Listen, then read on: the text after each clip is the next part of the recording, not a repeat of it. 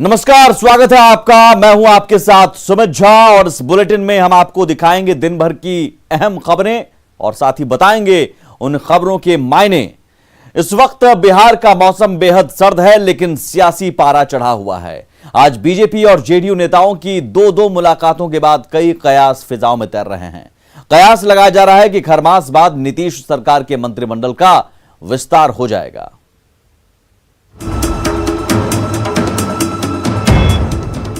शाम को तकरीबन 6 बज रहे थे जब बीजेपी के बड़े नेता सीएम आवास पहुंचे।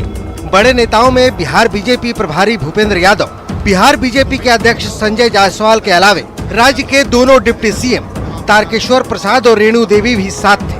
तकरीबन 1 घंटे तक चली बैठक में कई मुद्दों पर चर्चा हुई। हालांकि बैठक के बाद किसी नेता ने मीडिया के सामने बैठक की बातों को साझा नहीं किया। तो ये तस्वीर हम आपको दिखा रहे हैं, एक NMR की तस्वीर, जहां पे लगातार जो बीजेपी के वरिष्ठ नेता थे उनके मुलाकात के बाद निकलने का सिलसिला जारी है। और इस वक्त जो दोनों डिप्टी सीएम हैं वो भी, रेणु देवी निकल रही हैं। इस वक्त हम आपको तस्वीर दिखा रहे हैं। तारकेश्वर प्रसाद, जो तमाम वरिष्ठ नेता हैं वो मुलाकात करके बाहर जा रहे हैं। लगभग 1 घंटे तक ये मुलाकात चली है। दरअसल शाम को सीएम आवास पर हुई बैठक से पहले दोपहर में अचानक बिहार बीजेपी प्रभारी भूपेंद्र यादव और बिहार बीजेपी अध्यक्ष संजय जायसवाल जेडीयू ऑफिस पहुंचे, जहां जेडीयू के नए राष्ट्रीय अध्यक्ष आरसीपी सिंह से उन्होंने मुलाकात की। बैठक के बाद दोनों नेताओं ने कुछ ठोस तो नहीं बताया, लेकिन ये भरोसा दिया कि समय पर मंत्रिमंडल का विस्तार हो जाएगा। मंत्रिमंडल विस्तार और एमएलसी को लेकर के उपयुक्त समय पे सब हो जाएगा। पूरा शीर्ष नेतृत्व माननीय मुख्यमंत्री जी के संपर्क और चर्चा में है। उपयुक्त समय पे इसका निर्णय। मंत्रिमंडल का विस्तार कोई बहुत बड़ा इशू नहीं है। ये हम लोगों के बीच जो है बराबर संवाद कायम है और उपयुक्त समय पर ये हो जाएगा। माननीय मुख्यमंत्री जी का इस पर विशेष अधिकार है। सब लोगों से बातचीत करके सही समय पर हो जाएगा। कयास ये लगाए जा रहे हैं कि मंत्रिमंडल विस्तार को लेकर ये दोनों मुलाकात बेहद अहम थी। जाहिर है बिहार के सर्द मौसम में सियासत का तापमान चढ़ा हुआ है। न्यूज़ 18 के लिए पटना से आनंद अमृतराज की रिपोर्ट। और इन मुलाकातों के बाद जाहिर है कयास लगाए जा रहे हैं कि खरमास बाद बिहार में नीतीश कैबिनेट का विस्तार हो सकता है। बिहार में मुख्यमंत्री समेत 36 मंत्री बन सकते हैं, लेकिन 36 के बजाय अभी नीतीश सरकार में सिर्फ 14 मंत्री ही हैं और 14 में बीजेपी के 7 और जेडीयू के 5 मंत्री हैं। हम और वीआईपी कोटे से 1-1 मंत्री हैं। इस वक्त एक मंत्री के जिम्मे 3 से 4 विभाग हैं। कम मंत्री होने से सरकार के कामकाज पर असर पड़ता है। 2 महीने बाद भी कैबिनेट के विस्तार का अभी भी इंतजार है। वहीं मांझी ने एक और मंत्री की मांग कर पेंच फंसा दिया है। और इस बीच बड़ी खबर, बिहार में जल्द ही मंत्रिमंडल का विस्तार होगा। ये बातें सीएम नीतीश कुमार से मुलाकात के बाद डिप्टी सीएम तारकेश्वर प्रसाद ने कही है। तो अब एक तरह से औपचारिक मोहर आप इसे कह सकते हैं इस मुलाकात के बाद मंत्रिमंडल विस्तार को लेकर, जो डिप्टी सीएम तारकेश्वर प्रसाद ने बयान दिया है और कहा कि जल्द ही मंत्रिमंडल विस्तार होगा।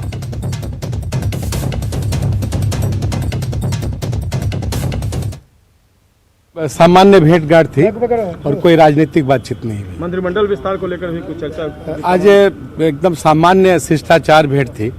माननीय भूपेंद्र जी आए थे, शिष्टाचार भेंट थी, सामान्य भेंट थी, कोई राजनीतिक चर्चा नहीं हो जाएगा। तो माननीय मुख्यमंत्री जी जल्द करेंगे। और जिस वक्त जेडीयू दफ्तर में भूपेंद्र यादव और आरसीपी सिंह की मुलाकात हो रही थी, उसी वक्त सीएम नीतीश पूर्णिया के दमगढ़ा में जीविका दीदियों का उत्साह बढ़ा रहे थे।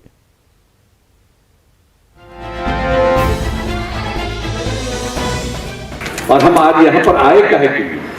आप लोगों को देखने के लिए आए। 7वीं बार मुख्यमंत्री का पद संभालने के बाद नीतीश कुमार एक्शन में हैं। इसी क्रम में गुरुवार को मुख्यमंत्री पूर्णिया के दमगढ़ा पहुंचे। सीएम ने दमगढ़ा में जीविका दीदियों ने जो अरण्यक एग्रो कंपनी बनाकर काम किया है उसके स्टॉल का निरीक्षण किया। साथ में जीविका दीदियों से संवाद भी किया। सीएम ने कहा कि दमगढ़ा की जीविका दीदियों ने एक समूह बनाकर कोरोना काल में अच्छा काम किया है और बिहार के आर्थिक विकास में जीविका दीदियों की बड़ी भूमिका है।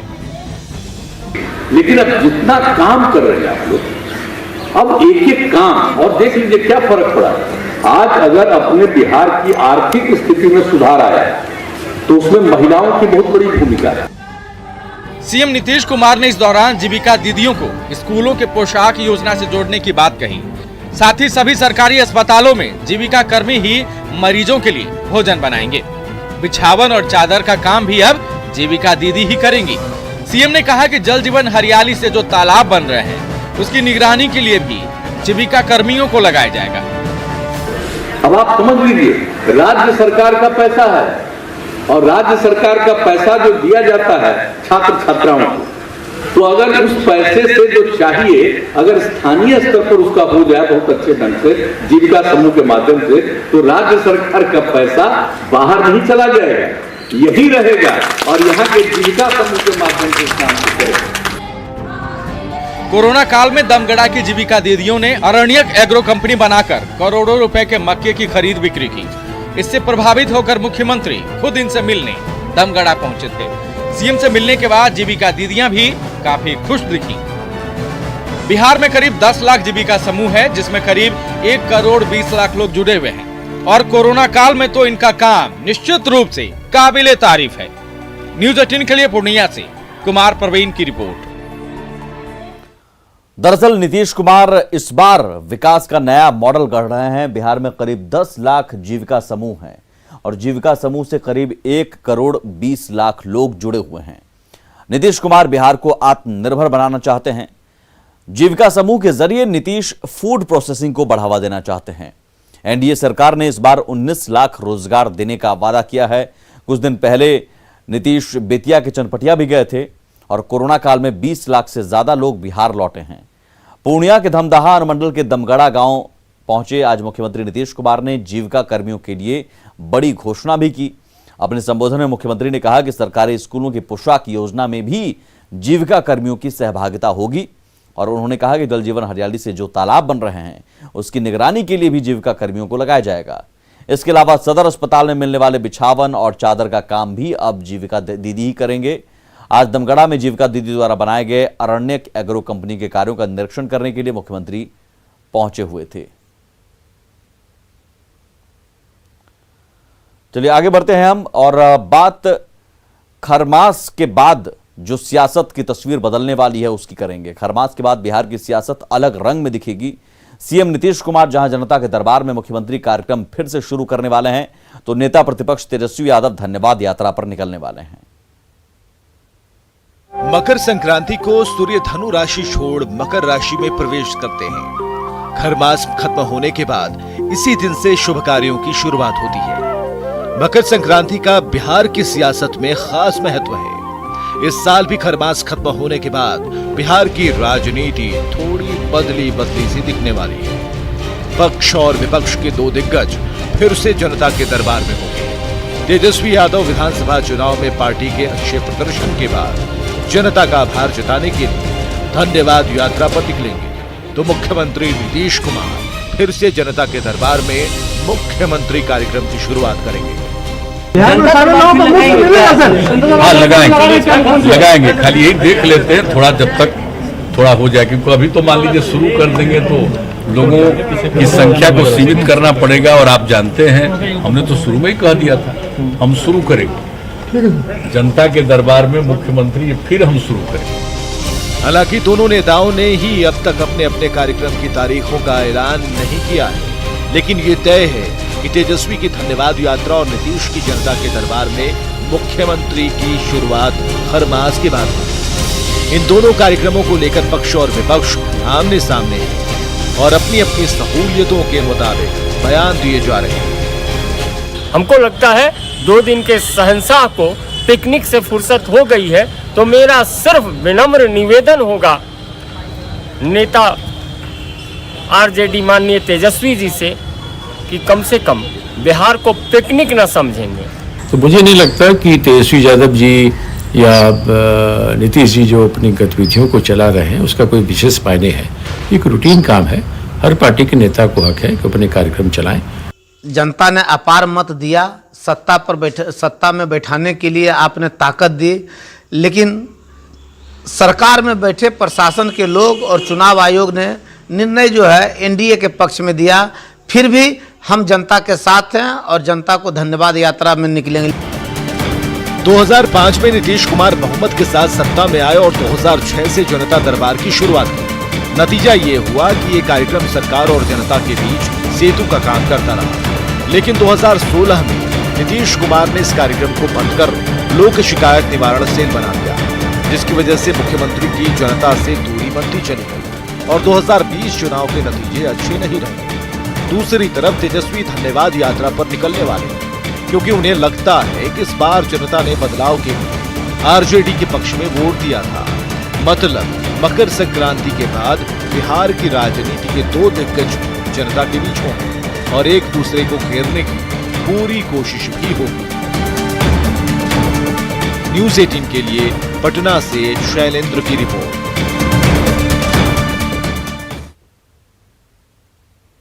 दरअसल इस बार जेडीयू उम्मीद से कम कामयाबी हासिल की है, लिहाजा नीतीश फिर से जनता से जुड़ने जा रहे हैं और नीतीश कुमार फिर जनता दरबार लगाएंगे। याद कीजिए 2006 जब जनता दरबार की शुरुआत की थी नीतीश कुमार ने और जिसका असर भी चुनाव में देखने को मिला था, और 2016 में नीतीश कुमार ने इस कार्यक्रम को बंद कर लोक शिकायत निवारण सेल बना दिया, जिसकी वजह से मुख्यमंत्री की जनता से दूरी बनती चली गई। इधर तेजस्वी भी धन्यवाद यात्रा करने वाले हैं। तेजस्वी पर जनता से दूर रहने के भी आरोप लगते रहे हैं, लिहाजा तेजस्वी भी धन्यवाद यात्रा के जरिए सियासी रोटी सेकेंगे। कल देश के सभी जिलों में ड्राई रन किया जाएगा। बिहार इसके लिए कितना तैयार है, आप भी देखिए।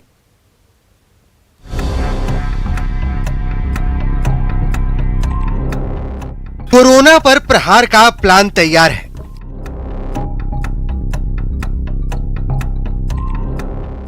कोरोना पर प्रहार के लिए युद्ध स्तर पर तैयारियां की जा रही हैं। 8 जनवरी को पूरे देश में एक साथ ड्राई रन होगा। मतलब टीकाकरण अभियान के पहले हर कसौटी पर तैयारियों की पूरी परख।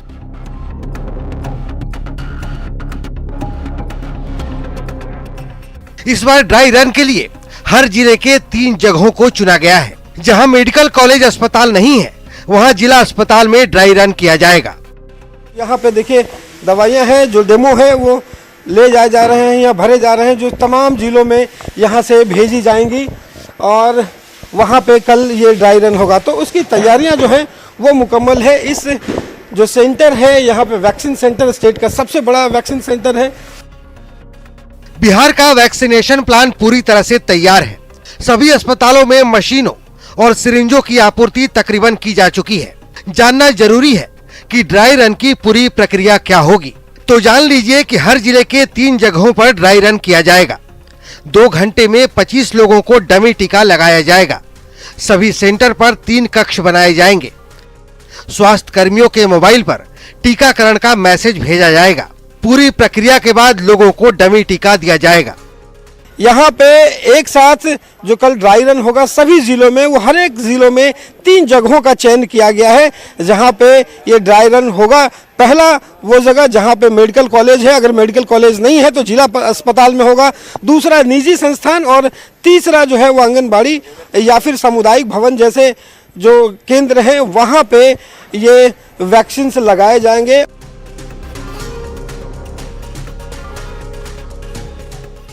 दरअसल बिहार का एनएमसीएच अस्पताल भारत के सबसे बड़े वैक्सीन हाउसेज में से एक है। आपके वैक्सीन के रखरखाव की पूरी व्यवस्था यहीं की जा रही है। यही वजह है कि बुधवार को सीएम नीतीश कुमार खुद तैयारियों का जायजा लेने एनएमसीएच अस्पताल पहुंचे थे। एक एक चीज को बारीकी से समझा था। अब उम्मीद है कि 10 दिनों के भीतर कोरोना वैक्सीन का टीकाकरण पूरे देश में शुरू हो जाएगा। न्यूज़ 18 के लिए पटना से रवि एस नारायण की रिपोर्ट। दरअसल 10 महीने बाद कोरोना की वैक्सीन आने वाली है। उम्मीद है कि 10 दिनों के भीतर टीकाकरण शुरू हो सकता है। 13-14 जनवरी से वैक्सीनेशन का काम शुरू हो सकता है। वैक्सीन के रखरखाव के लिए खास इंतजाम चाहिए होते हैं और ड्राई रन जो कल से शुरू होगा, ड्राई रन का मतलब है पूरे प्रोसेस का एक मॉक ड्रिल, कमियों को जिसमें दूर करना मकसद होता है। इसलिए इस बार हर जिले में ये ड्राई रन चलाया जा रहा है। रांची का रुख करेंगे। सोमवार को रांची में सीएम हेमंत सोरेन का काफिला रोकने का मुख्य आरोपी भैरव सिंह ने सिविल कोर्ट में सरेंडर कर दिया है। सरेंडर के दौरान कोर्ट में भारी हंगामा भी हुआ, साथ ही पुलिस पर अपराधियों को छोड़कर आंदोलनकारियों को पकड़ने का आरोप भी लगाया गया। शातिर भैरव सिंह का सरेंडर।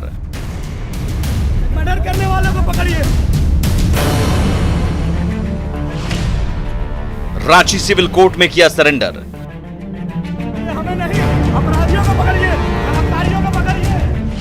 सरेंडर के दौरान कोर्ट में हंगामा। यह नजारा रांची सिविल कोर्ट परिसर का है और चिल्ला रहे इस शख्स का नाम भैरव सिंह है। जिस भैरव सिंह को पुलिस बीते 4 दिनों से खोज रही थी, वो पुलिस को चकमा देकर रांची सिविल कोर्ट में सरेंडर करने पहुंच गया। हां, भैरव के कोर्ट में पहुंचने के बाद पुलिस ने उसे जरूर अपनी बाहों में जकड़ लिया। इस दौरान भैरव सिंह चिल्लाकर सीएम के काफिला रोकने को लेकर अपनी मंशा साफ करता रहा। माननीय मुख्यमंत्री जी का अपमान करने का हम लोग कोई इरादा नहीं है, ना कभी था, लेकिन मुख्यमंत्री जी आपसे आग्रह है, अपराधियों को पकड़िए, हमें नहीं। भैरव सिंह के सरेंडर के दौरान कोर्ट परिसर में जमकर हंगामा हुआ। वहीं सरेंडर करने के बाद भैरव सिंह ने कहा कि मैं अपनी बहन की रक्षा के लिए जेल जा रहा हूं और यह आंदोलन खत्म नहीं होना चाहिए। आंदोलन समाप्त नहीं होना चाहिए, मैं जेल जा रहा हूं अपनी बहन की रक्षा के लिए। हम लोग आंदोलन करने वालों को जेल में भर दिया जाता है, आंदोलन करने वालों को जेल में भरा जाता है। अपराधी लोग जो हैं वो आज भी खुले घूम रहे हैं। बलात्कारियों को पकड़िए, मर्डर करने वालों को पकड़िए, आंदोलन करने वालों को नहीं। माननीय मुख्यमंत्री जी का अपमान करने का हम लोग कोई इरादा नहीं है, ना कभी था, लेकिन मुख्यमंत्री जी आपसे आग्रह है, अपराधियों को पकड़िए, हमें नहीं। अपराधियों को पकड़िए, बलात्कारियों को पकड़िए। एक व्यक्ति भैरव सिंह ने कोर्ट में सरेंडर किया है। क्या इसमें रिमांड लिया है? रिमांड के लिए हमने प्रे किया, 7 दिनों की रिमांड मिली। पूछताछ रिमांड पे की जाएगी। आपको बता दें कि बीते 4 जनवरी को सीएम हेमंत सोरेन के काफिले को रोकने की कोशिश की गई थी।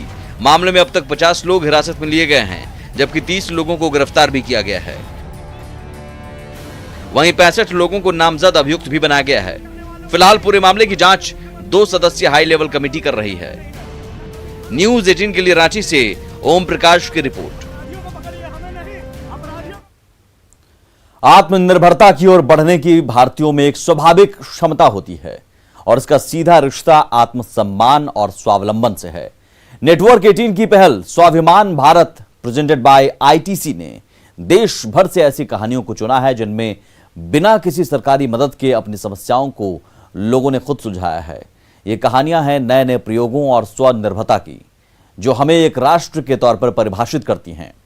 ऐसा ही एक स्टार्टअप है जो नैनो टेक्नोलॉजी के क्षेत्र में अग्रणी है।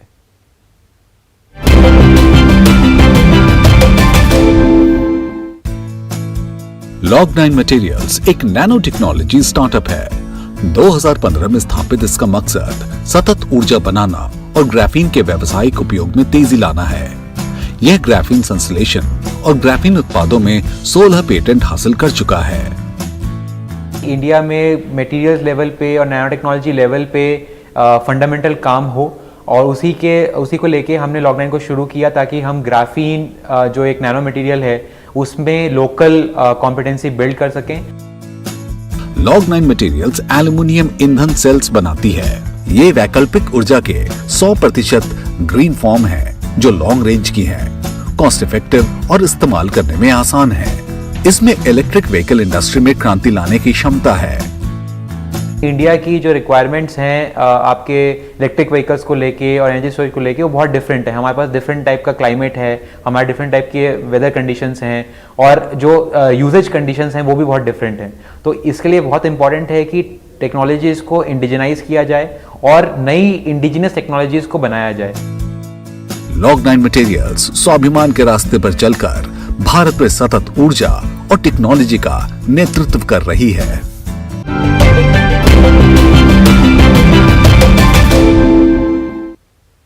और भारत से ऐसी ही सफलता की और कहानियां देखने के लिए बने रहें नेटवर्क 18 की खास पहल आईटीसी प्रेजेंट्स स्वाभिमान भारत के साथ। और इसी के साथ इस बुलेटिन में इतना ही। आगे भी खबरों का सिलसिला लगातार जारी है।